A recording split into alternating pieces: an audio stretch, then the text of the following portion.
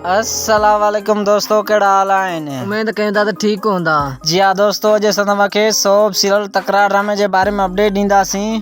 उनजी ईंदड़ किस्त में छा थी रहियो आहे? छा मीर राणी सां मुलाक़ात करण में कामयाब थी वेंदो? छा नवाब खान मीर खे माराए छॾींदो? छा मूमल गुलण सां शादी करण में कामयाब थी वेंदी? छा सजाउल खान शेर अली खां परांद करण में कामयाब थी वेंदो? छा मूसा ऐं दरिया खान आज़ाद थियण में कामयाब थी वेंदा? जी हाँ दोस्तों, ये तमाम ॻाल्हियूं तव्हां सां शेयर कंदासीं। उन खां पहिरियां असांजे चैनल ते नवां आया हो त सब्सक्राइब करे छॾींदा। जी हाँ दोस्तों, तव्हांखे घणो इंतज़ार नथा करियूं, असां हलूं था पंहिंजी मेन टॉपिक जी तरफ़। त तकरार ड्रामे जी ईंदड़ किस्त में आख़िर छा थी रहियो आहे? जी हाँ दोस्तों, इहो तव्हांखे ॿुधाईंदा हलूं त गुलण मीर खे न्याउ पूरींदो राणी जो, ऐं मीर राणी खां मिलण जी कोशिश पूरी कंदो। जी हाँ दोस्तों, ॿिए तरफ़ तव्हांखे ॿुधाईंदा हलूं त सिजावल खान शेर अली खां पंहिंजो पलांद ॻाए वॼाए वठंदो। शेर अली खां हाणे का बि रायत कई न वेंदी। जी हाँ दोस्तों, इहो तव्हांखे ॿिए तरफ़ ॿुधाईंदा हलूं त नवाब खान मीर खे कॾहिं बि कोन माराईंदो, छो जो मीर खे इस्तेमालु कंदो। जी हाँ दोस्तों, तव्हांखे इहो बि ॿुधाईंदा हलूं त मूमल कॾहिं बि गुलण सां शादी न कंदी, उनखे डटा ॾींदी रहंदी जेसीं ताईं मूसा ऐं दरिया खान आज़ाद नथा थियनि। जी हाँ दोस्तों, इहो तव्हांखे ॿुधाईंदा हलूं त भक्त पंहिंजे चाचे खे हर तरह कोशिश करण जो मारण जी, पर मारे न सघंदो। जी हाँ दोस्तों, उम्मीद कयूं था तव्हांखे वीडियो आयो हूंदो पसंदि। अगरि वीडियो पसंदि आयो त वीडियो खे लाइक करे चैनल खे सब्सक्राइब कंदा ऐं असांजी हौसला अफ़ज़ाई कंदा।